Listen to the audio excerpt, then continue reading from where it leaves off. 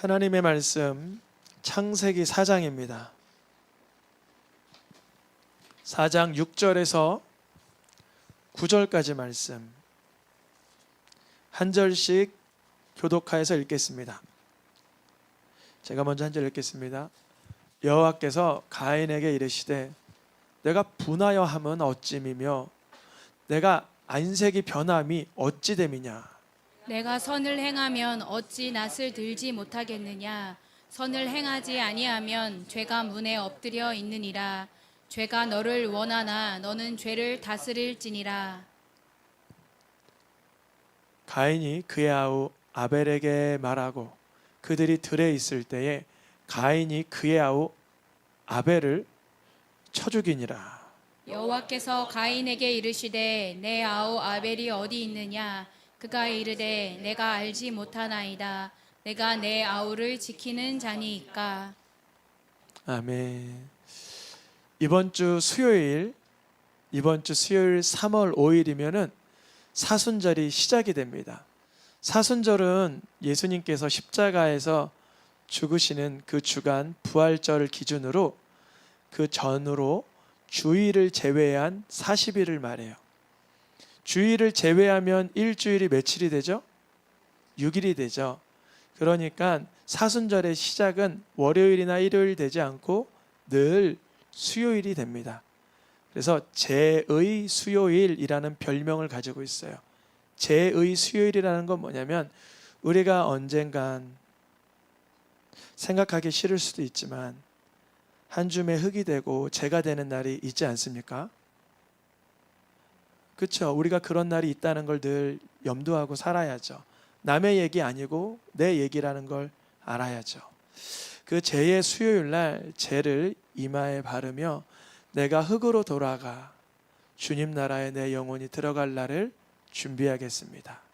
그리고 내가 제를 이마에 바르며 내 죄를 회개하기 원하나이다. 이번 주 3월 5일 수요일이 사순절에 시작하는 날입니다. 그래서 3월과 4월 2달 동안 보통 설교 시리즈를 한 달 진행하는데 이 사순절 기간에는 주일을 제외한 40일이기 때문에 46일이 됩니다. 그래서 거의 2달 가까워서 2달을 묶어서 하나의 주제로 말씀을 보통 전합니다. 같이 말씀의 제목을 읽어보겠습니다. 익숙한 죄에서 벗어나기. 먼저 화면을 잠깐 보면 파랑 하늘에 손에 묶였던 이걸 수갑이라 그러죠. 수갑이 어떻게 되고 있어요? 팍 끊어지고 있어요. 근데 저 뒤편에 뭐가 비쳐요? 빛이. 우리가 물리적으로 이 쇠사슬이 끊어지는 것보다 사실 더 어려운 게 뭐냐면, 더 힘든 게 뭐냐면 익숙한 그 죄에서, 영어로 보통 표현을 한 번도 해본 적이 없는데 이번에 처음으로 해봤어요. 좀 멋있죠? 영어로 이렇게 글귀가 같이 있으니까 어때요? 세련돼 보이죠? 제가 영어 잘해서 한 게 아니라 이게 너무 와닿아서 그래요. 와닿아서. 익숙한 죄가 뭔가. 이 영어로 여러분 잘 읽으실 수 있는 분 있겠지만 전 잘 못 읽지만 저 단어가 친근하다라는 의미를 가지고 있어요. 무슨 의미요? 친근하다. 그러니까 가족과 같다. 여러분 가족은 어떤 존재죠? 내가 벌거벗어도 물론 부끄러울 수는 있지만 집에서만큼은 좀 더 나의 사적인 태도가 더 개선되기보다 그냥 있는 모습 그대로가 나오죠. 익숙한 죄라는 건 뭐냐면 그만큼 나와 동화된 죄를 말해요. 그래서 사실은 그 죄가 나처럼 여겨져요. 그래서 죄가 지적당하면, 죄가 발각되면 너무나 수치스럽고 화가 나요. 왜냐면 그 죄가 나이기 때문에. 근데 그 익숙한 죄는 결국 나를 복되게 하지 않고 멸망으로 끌고 갑니다. 그런 죄의 목록들을 2달 동안 다루며 우리가 거기서 무거운 것과 얽매이기 쉬운 죄를 벗어버리고자 하는데요. 7개의 주제가 있습니다. 7개 주제를 먼저 살펴보면 오늘은 이제 전체를 좀 둘러보는 인트로의 시간이라면 이제 다음 주부터 주제가 뭐예요? 교만. 성경에서 말하는 걸 괄호에 넣었습니다. 성경에선 교만을 뭐라고 말할까요? 패망의 선봉. 우리가 항상 우리 성도님들 복 받길 축복합니다. 또 형통하고 성공하기를 축복합니다. 근데 중요한 것은 뭐냐면 겸손해야 돼요. 이거는 세상에서 말하는 미덕이 아니라 하나님께서 기뻐하는 성품입니다. 교만하면 결국 망하게 되는 앞자리에 서게 됩니다. 둘째 주 읽어보겠습니다. 분노. 성경에서는 분노를 뭐라고 말하냐면 하나님의 뜻을 절대 이룰 수가 없다. 우리가 저런 얘기하잖아요. 선한 분노. 그걸 뭐라 그러죠? 의분이라 그러잖아요. 근데 여러분 의분도 거의 의분은 없어요. 제가 보니까 감정이 요동하는 거지 거의 의분이 없어요. 왜냐하면 정말 의분이라면 끝까지 그게 완성돼야 돼요. 이해하시죠? 보통은 의분을 냈다가 내 뜻대로 안 되면 푹 굳그라져요. 그건 의분이 아닙니다. 첫 번째 그냥 내가 흥분한 것뿐이에요. 그러니까 의분은 뭐냐면 끝까지 가는 거야. 냉철한 열정을 의분이라 그래요. 냉철해야 돼요. 그러니까 분노는 하나님의 뜻을 이루는데 방해를 해요. 세 번째 익숙한 죄는 뭘까요? 시기. 다른 말로 질투죠. 다른 사람 잘 되는 게 싫은 거예요. 근데 저도 보니까 그런 성품이 있더라고요. 그래서 다른 사람 잘 되는 거를 박수치고 같이 축복해야 되는데 내 마음은 때론 뼈가 썩는 거예요. 한번 생각해봐요. 같이 직원으로 입사했는데 같이 대리가 되고 같이 과장이 됐는데 한 사람만 부장이 됐어요. 역시 내가 너 부장 될 줄 알았다. 이렇게 안 된다는 거예요. 어떻게 돼요? 이상하다. 왜 사람들은 보는 눈이 없을까? 이렇게 될 수 있다는 거죠. 근데 그 마음을 순전하게 어린이처럼 하나님께 올려드리길 축복합니다. 하나님, 내 속에 이렇게 모난 마음, 이렇게 작은 마음을 뭐라 그러죠? 이렇게 작은 이렇게 그런 마음이 있습니다. 이 마음을 크게 해주세요. 그러면 주님이 쓰십니다. 복을 주셔요. 네 번째는 뭐예요? 우리가 이제 죄의 목록이 여러 가지니까 헷갈릴 수 있는데요. 먼저 세 개만 외우면 교만, 분노, 시기. 첫 번째 세 개 뭐라고요? 교만, 분노, 시기. 이게 순서이고요. 그 다음은 다음 페이지 볼게요. 탐욕부터는 탐욕, 탐식, 탐색이 또 한 세트예요. 탐욕은 그 물질에 대한 소유욕이에요. 물질에 대한 소유. 그러니까 내가 모르겠어요. 여러분 성도님 중에 모으는 게 취미인 분들도 있을 수 있지만 그게 우상이 되면 하나님 안 기뻐하십니다. 그게 뭐 그릇이든 볼펜이든 그게 뭐 오래된 화폐든 뭐든 그게 우상이 될 땐 하나님 안 기뻐하세요. 저는 옛날에 뭐 이렇게 모으는 취미가 하나 있었어요. 다 모았어요. 근데 나중에 그것을 다 버리길 원하실 땐 단호하게 버렸어요. 여러분 소유물이 우상되지 않길 축복합니다. 쓰다가 하나님의 뜻대로 쓰다가 두고 가는 것이죠. 들고 못 가죠. 주님의 나라에. 그 다음 탐욕 다음엔 탐식. 이 익숙한 죄 중에 나는 스트레스를 늘 먹는 거로 풀어. 맞아요. 먹는 거로 풀어야 돼요. 어떤 분들은. 근데 먹는 거로 푸는 것만 하면 안 되고 찬양과 기도와 말씀이 어우러져야 됩니다. 그때 그 먹는 것도 감사함으로 돼요. 배불러 죽겠다가 아니라 하나님께서 주신 음식에 감사합니다. 금식을 보통 3일만 해도 우리는 새우깡 하나 해도 감사할 수 있어요. 그 다음 탐색, 색욕이라 그러죠. 정욕이라 그러죠. 음란한 마음. 예수님께서는 음란한 마음 그 자체가 간음이라고 말씀하셨어요. 그리고 마지막 주 4월 27일 날 무엇이 읽어보겠습니다. 나태. 제자들이 예수님을 부인하고 나서는 부활하신 예수님을 만나고도 나태했어요. 물고기나 잡으러 가자 그러면서 복음 전하는 걸 등한히 여겼어요. 게으름을 버리라. 이렇게 7가지 주제를 2달 동안 다루어 갈 때 우리가 익숙한 죄를 먼저는 발견해야 됩니다. 오늘 제목을 먼저 읽어보겠습니다. 익숙한 죄. 익숙한 죄는 아브라함과 이삭과 야곱의 익숙한 죄는 뭐였냐면 여러분 공감하실 거예요. 거짓말. 뭐였어요? 아브라함도 아내를 누이라고 하고 이삭도 아내를 누이라고 하고 야곱은 내가 형님이라고 하면서 거짓말이 익숙한 죄였어요. 그게 얼마나 하나님 마음을 아프게 했는지를 알지 못하는 몸에 친숙한 죄였습니다. 모세가 광야에서 이스라엘 백성을 이끌어갈 때 그들의 익숙한 죄는 원망이었어요. 민수기에 보면 6, 7번에 걸쳐서 원망하는 모습을 볼 수 있습니다. 꼭 우리들 모습 같습니다. 때로는 사사시대 모세가 죽고 여호수아가 가나안 땅을 정복하여 사사들이 세워졌을 때 그들의 익숙한 죄는 탐욕이었어요. 사사들마다 아내가 한두 명이 아니었어요. 자녀가 수십 명이었고요. 사사로서 쓰임받다가 늘 자신의 재산을 늘리기에 급급했습니다. 탐욕. 왕정시대의 왕들의 익숙한 죄는 탐색과 교만과 분노였습니다. 다윗도 여기에 걸맞는 죄를 지었죠. 많이 넘어가서 신약시대 예수님의 제자들의 익숙한 죄는 교만이었어요. 이들이 서로 너가 높으냐 내가 높으냐 싸우기가 일쑤였어요. 복음서에 보면 예수님께서 십자가에 돌아가시기 직전까지 내가 좀 더 탁월한 사람 같은데 스스로를 높이며 교만했습니다. 사람들의 익숙한 죄들은 어느 시대나 다양한 모양으로 나타나는데요.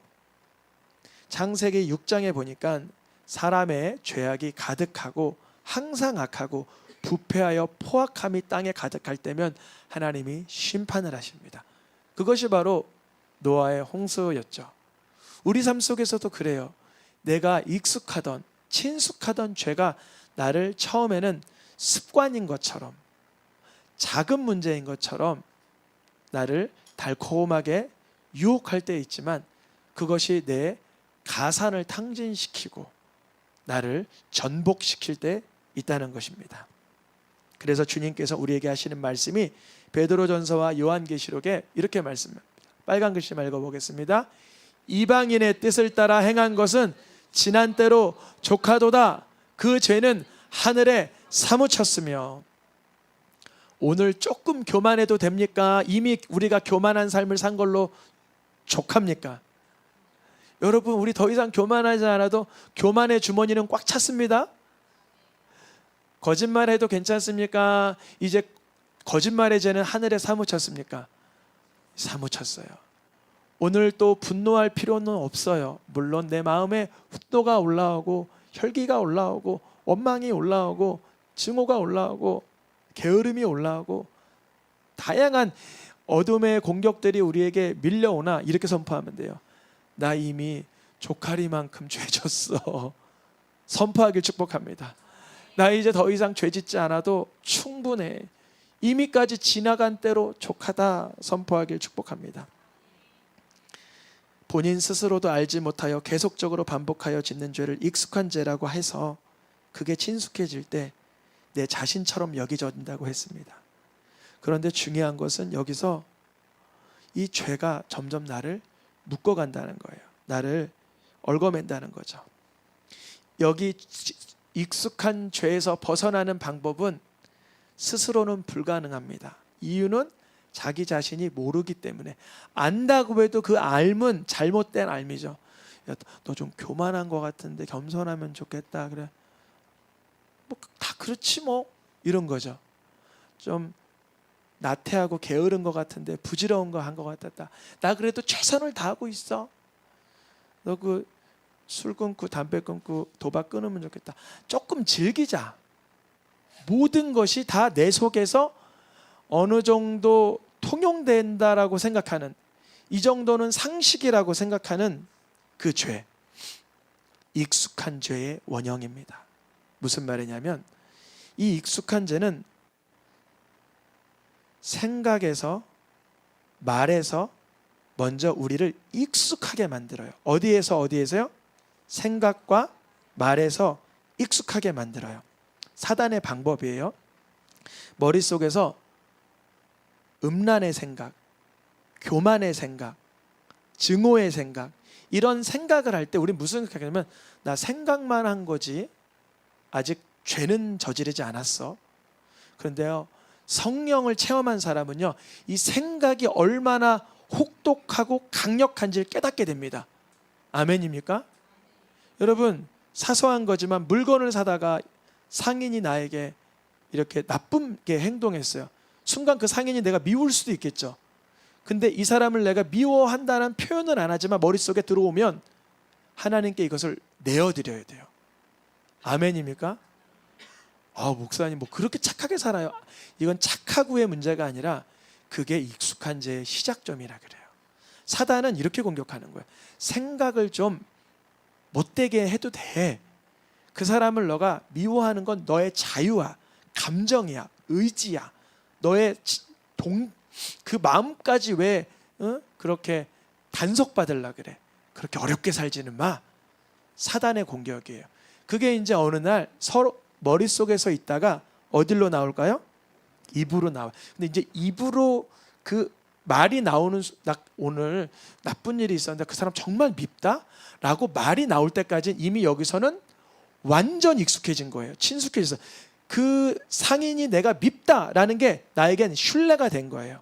그러니까 입에서 뭐가 돼요? 말이 나오는 거예요. 말이 나오다가 아주 불쾌한 상인을 만나서 그 상인은 보통 상인이 아닌 것 같아. 나쁜 상인이야. 이제는 머릿속에서 입을 장악당한 이 사람은 다시 그 상인이 만나서 비슷한 행동을 나랑 상관없이 해도 그 사람을 죄송합니다 칠 수도 있는 이런 익숙한 상태, 미움과 증오와 폭력에 관해서 장악받는 거죠. 사단은 이제 이 사람이 분별하지 못하게 만들어요. 익숙한 죄를. 그 익숙한 죄의 내용을 아까 7가지를 쭉 읽었는데 어떤 영역인지 모르지만 사람마다 그것이 머릿속에서 말속에서 익숙해지면은 이제 스스로는 죄를 걸러낼 분별력을 상실하게 됩니다. 상실하게 돼요. 그래서 제가 이 말씀을 2달 동안 진행하려고 저에게 적용시켰을 때 나는 어떤 익숙한 죄가 있을까? 혹시나 어떤 부분에서 취약하고 나 스스로를 알아채지 못하고 하나님 보시기에 슬퍼할 만한 죄의 영역은 무엇일까를 들여다봤어요. 근데 그것부터가 쉽지가 않습니다. 처음에는 작은 습관처럼 보이던 익숙한 죄가 내 삶을 장악하게 될 때 내가 그것을 알기를 원하지만 알지 못한다는 거예요. 그래서 하나님께 이렇게 기도해야 돼요. 주님, 내가 알지 못하고 내 속에 친숙해지고 익숙해진 죄의 영역을 깨닫게 해주셔서. 잠언 7장 말씀에 뭐라고 기록되어 있어요? 알지 못함과 같으니라. 이게 무슨 말씀이냐면 7장 1절부터 2, 3, 4, 5, 6, 7, 8, 23절까지 한 가지의 내용인데 결론이 알지 못했기 때문에 그렇다 그래요. 근데 이 내용은 어떤 범죄냐면 어떤 기생이 창녀가 어떤 남자를 유혹을 하는 과정인데 그 남자는 그 유혹받고 그 간음하게 되는 과정 가운데 이 결과가 어떤 결과를 초래할지를 알아볼 수 있는 눈이 없었다는 거예요. 뭐가 커 보여요? 내가 즐길 쾌락이 커 보이는 거예요. 내가 지금 느끼고 있는 감정이 충만한 거예요. 내가 그동안 경험했던 삶이 전부인 거예요. 알지 못함이라. 심지어 사도행전에서는 예수님을 죽인 그 관리들조차 사도행전 3장 17절 말씀에 뭐라고 얘기해요? 너희가 알지 못해서 예수님 죽인 거 아니냐. 아니 예수님이 죄 없는 거 우리 다 아는데 왜 알지 못해서라고 했을까? 그들이 죄 없는 예수를 십자가에 못 박으라고 군중 속에서 한마디 내뱉는 게 얼마나 악한 일이었는지를 스스로는 점검할 수가 없었다라는 거예요. 나 그냥 목소리 하나 낸 건데 한 10,000명 정도 있을 때 내가 옆에서 그러던지 이 정도 얘기했어. 내가 그게 뭐가 죄야 이럴 거란 말이죠. 우리가 익숙한 죄의 내용에서는 첫째, 오늘 핵심은 이거예요. 주님, 내가 분명히 다른 사람은 다 알고 있지만 나 스스로 용납이 안 되고 인정이 안 되고 버리기 싫은 죄가 있는 줄 압니다. 그거를 발견하게 해주시고 도와주시옵소서. 그게 중요한 거예요. 아무리 일러줘도 게으른 자는 게으른 데서 나오기가 불가능합니다. 스스로는 알지 못해요. 더러운 자는 자기가 더러운 데 사는데도 더러운 줄 알지 못해요. 교만한 자는 자기가 교만한데 교만함을 알지 못해요. 그러면 어떻게 하면 좋을까요? 먼저 예수님이 우리를 어떻게 용서하셨는가, 우리를 어떻게 하나님의 자녀 삼아 주셨는가, 이게 너무 중요한데요. 오늘의 핵심입니다. 누가복음 23장에 이렇게 기록되어 있어요. 예수님이 우리의 죄를 십자가에서 용서하실 때 저들이 자기의 죄를 회개하고 깨달았으니까 용서해 주세요, 그런 게 아니라 아버지, 저 인간들 수십억 인구들은 자기가 얼마나 오만하고 교만하고 죄가 있고 허물로 어두워져 있는지를 알지 못합니다. 용서해 주시옵소서. 예수님은 우리의 무엇을 용서해 주신 거냐면, 우리가 죄를 분명히 졌는데 스스로는 인정하지 않는, 용납하지도 않는 죄들까지도 용서해 달라고 구하신 거예요. 그 예수님을 우리 성도님들 저 포함해서 우리 모두가 성령의 능력으로 인격적으로 맞닥뜨려야만 내 죄에 익숙하던 것들이 더러움에 떠나가게 되기를 원하게 되는 거예요. 절대 원하지 않아요. 제가 예수님을 19살 때 인격적으로 만나고 그때 술을 미워하기 시작. 좀 일찍 학창시절 이렇게 술을 하다 보니까 그때 술이 더러운 걸 알게 됐어요. 음란이 더러운 걸 알게 됐어요. 교만이 더러운 걸 알게 됐어요. 은어, 속어가 더러운 걸 알게 됐어요. 게으름이 더러운 걸 알게 됐고요. 나태함이 더러운 걸 알게 됐고요. 내가 그냥 사는 거지 뭐, 내 성품이고 내 자유고 내 원하는 대로 사는 거지라고 변명하던, 합리화하던 내가 예수님의 십자가의 사건이 나로 인함임을 발견하고는, 그것을 주님이 알게 하시고는 이제는 더러운 건 더러운 걸로 직면하게 하시는 거예요. 이 과정이 중요해요. 요즘 가끔 그 AI 자주 활용한다 그랬잖아요. 그래서 물어봤어요. 익숙한 죄에서 벗어나려면 어떻게 하면 좋을까 물어봤어요. AI가. 첫 번째가 뭔지 아세요? 자기 상태를 인식하라. 근데 그게 안 된다는 거예요, 우리가. 오늘 말씀의 핵심이 이거예요. 첫째는 자기 상태를 인식하고 나서 회개와 결단을 하고 환경도 바꾸고 도움을 구하고 넘어졌을 땐 기도를 해라. 이렇게 돼 있어요. AI도 그렇게 알려줘요. 왜냐하면 내가 목사한 걸, 내 AI를 묻는 클라이언트가 내가 목사인 걸 알기 때문에 얘가 그렇게 대답을 해주는 거예요. 근데 첫 번째가 뭐예요? 자기 상태를 인식하라. 근데 우리는 영적으로 이미 어두워져서 요한일서 2장 11절 말씀에 우리는 미워할 때, 증오할 때, 게으를 때, 탐심할 때, 교만할 때 어둠 가운데 행하여 내가 어디로 가야 될지 알지를 못한다는 거예요. 그래서 예수님이 이 땅에 죄 지으면 어떻게 되는지에 대한 모습을 보여주신 거예요. 어디에서요? 십자가에서. 아, 저렇게 형벌받아야 될 자가 난데 저분이 대신 받아주셨구나. 사실 저는 제가 지옥 갈 줄 알았어요. 왜 그러냐면 고등학교 3학년쯤 되니까 고등학생 알잖아요. 부모님에게 거짓말도 해, 술도 몰래 마셔, 방탕한 삶도 살아, 나쁜 행동도 해, 그랬단 말이죠. 그래서 내가 교회를 다니는데 이렇게 못되게 사는 내 자신을 발견하고는 난 지옥 가겠다 여겨졌어요. 근데 보니까 예수님이 누구를 위해서 죽었어요? 죄인을 위해서 죽었어요. 근데 죄인이 분명히 누구예요? 나. 여러분, 성경 말씀을 통해서 선을 행하기 앞서 내가 죄인임을 발견해야 돼요. 그래야 내가 어둠 가운데 있던 삶을 청산하고 예수님을 따르는 선한 삶, 의로운 삶을 누리게 되는 복이 임하게 되는 줄 믿습니다. 오늘의 마지막 말씀 읽고 마치겠습니다. 주님이 두 가지를 행하라 하십니다. 에베소서 말씀에 빨간 글씨와 파란 글씨만 이어서 읽어보겠습니다. 옛사람을 벗어버리고 새사람을 입으라. 벗고 입고. 뭐 제가 어떤 특정 종교를 비방한다기보단 불교에서는 늘 자신을 비우라 그래요. 죄를 비우라, 욕심을 비우라, 탐심을 비우라. 근데 비우기만 하고 입을 게 없는 거예요.